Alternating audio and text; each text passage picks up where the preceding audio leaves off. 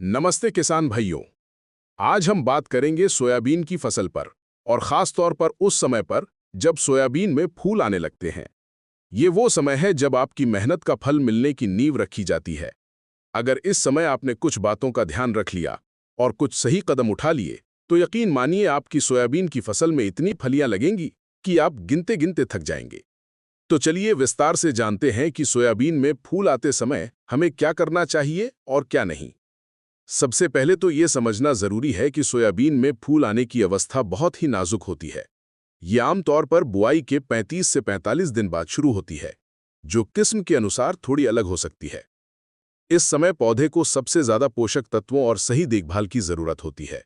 जरा सी भी लापरवाही फूलों के झड़ने का कारण बन सकती है, और अगर फूल झड़ गए तो फलियां कहां से लगेंगी। इसलिए हमें इस अवस्था में बहुत सावधान रहना होता है। फूल आते समय कौन सी गलतियां नहीं करनी चाहिए? सबसे पहली और सबसे बड़ी गलती जो बहुत से किसान भाई करते हैं वो है खरपतवार नाशक का छिड़काव।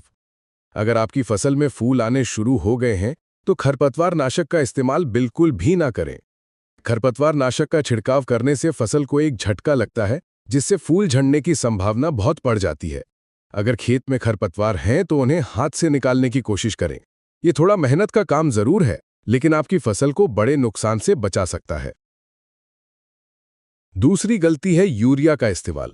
कुछ किसान भाई फसल की ग्रोथ बढ़ाने के लिए इस समय यूरिया डाल देते हैं, लेकिन ये बिल्कुल गलत है।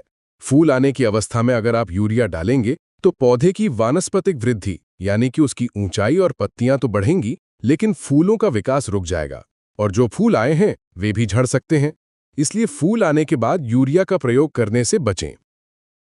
तीसरी बात जिसका ध्यान रखना है वो है किसी भी दवा का बहुत भारी या गलत मात्रा में छिड़काव न करना।